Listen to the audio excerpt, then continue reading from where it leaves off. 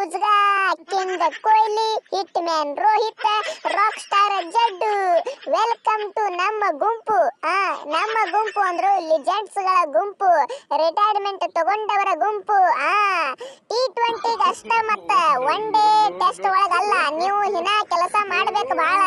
ಇನ್ನ one ಡೇನು cup ತಂದು ಕೊಡ್ಬೇಕು, ನಮ್ಮ ಟೆಸ್ಟ್ ನು ಕಪ್ ತಂದು ಕೊಡ್ಬೇಕು. ಅಲ್ಲಿ ಮಟ್ಟ ರಿಟೈರ್ಮೆಂಟ್ ತಗೋಬೇಡ್ರಿ. T20 ಒಳಗಂತೂ ನಾಯಿಗೆ ಹೊಡೆದಂಗ ಹೊಡೆದು ಎಲ್ಲರಿಗೂ ಸೋಲೇ ಇಲ್ಲ ಅಂತೇಳಿ ಗೆದ್ದು ಬಿಟ್ರಿ. ಇನ್ನು ಏನಿದ್ರು 2027 ಐ ಆಮ್ ವೇಟಿಂಗ್.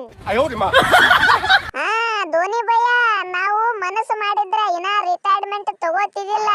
ಯಾಕೆ ತಗೊಂಡೇವಂದ್ರ ಪಾಪ ಯಂಗ್ಸ್ಟರ್ಗಳ ಒಂದ್ 2 ವರ್ಷ ಸೆಟ್ ಆಗ್ಲಿ, ಮುಂದ ಅವರು ಚಾಂಪಿಯನ್ಗಳು ಆಗ್ಲಿ ಅಂತೇಳಿ. ನಾವಿನ್ನ ಫಿಟ್ನೆಸ್ ಫುಲ್ ಅದೇವು ಮರೆ 3 ಮಂದಿ, ಗೊತ್ತೈತ್ಲ ನಿಮಗ. ಈಗ ನಮ್ಮ ಫೋಕಸ್ ಏನಿದ್ರು one day world cup test champion ಅದರ ಕಡೆ ನಮ್ಮ ಗಮನ ನೋಡಾಗತ್ತಿ. ನಾವು 3 ಮಂದಿ ಗೆಳೆಯರ ಇದ್ದಂಗ ತಲವಾರ.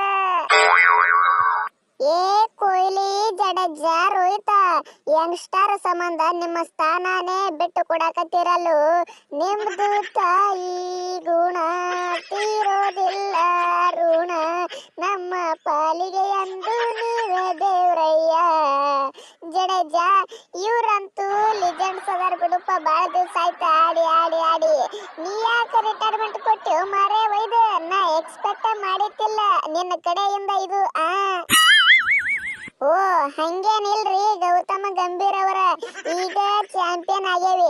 ಇನ್ನು ಮುಂದೆ ಎಷ್ಟು ಲೇಟ್ ಆಗ್ತದ ಗೊತ್ತಿಲ್ಲ ಹೊಳೆ ಚಾಂಪಿಯನ್ ಆಗಲಕ್ಕ. ಅದಕ್ಕೆ ಈಗ ಜಾತ್ರೆ ಒಳಗೆ ಜಾತ್ರೆ ಅಂತ ರಿಟೈರ್ಮೆಂಟ್ ಕೊಟ್ಟು ಫುಲ್ ಖುಷಿ ಆಗಿಬಿಟ್ಟೇವ್ರಿ 3 ಮಂದಿ. ಏ ಧೋನಿ ಅಣ್ಣ, ಬರ್ತಡೇ ಗಿಫ್ಟ್ ಬೇಕು, ಬರ್ತಡೇ ಗಿಫ್ಟ್ ಬೇಕು ಅಂತ ನನ್ನ ತಲೆ ತಿನ್ನಕತ್ತಿದಿಲ್ಲ. ತಗೋ ಬರ್ತಡೇ ಗಿಫ್ಟ್, ವರ್ಲ್ಡ್ ಕಪ್ ತಂದು ಕೊಟ್ಟು ಬಿಟ್ಟಿನಿ. ಏನ ಬೇಕಾ?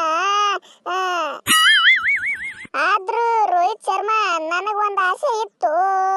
ಈ ಸೌತ್ ಆಫ್ರಿಕಾ ಬದಲಿ ಪಾಕಿಸ್ತಾನ ಆಸ್ಟ್ರೇಲಿಯಾನು ಇದ್ದಿದ್ರ ಇನ್ನ ಫುಲ್ ಅಂದ್ರೆ ಫುಲ್ ಖುಷಿ ಆಗ್ತಿತ್ತು ನೋಡಿ ನಮಗೆ ಎಲ್ಲರಿಗೆ. ಏನಂತೀನಿ ಇದಕ್ಕ? ಇವ್ರು ಬಂದ್ರು ಒಂದ್ ಸೈಡ್ ಸೋತ್ ಹೋಗ್ಬಿಟ್ರು. ಹಿಂಗ ಆಗ್ಬಾರ್ದಾಗಿತ್ತು. ಆ ಜಾಗದಾಗ ಪಾಕಿಸ್ತಾನದವ್ರು ಇರ್ಬೇಕಾಗಿತ್ತಲ್ಲಿ. ಹಾಕೊಂದು ಜಡಿತಿದೆ ಒಟ್ರು.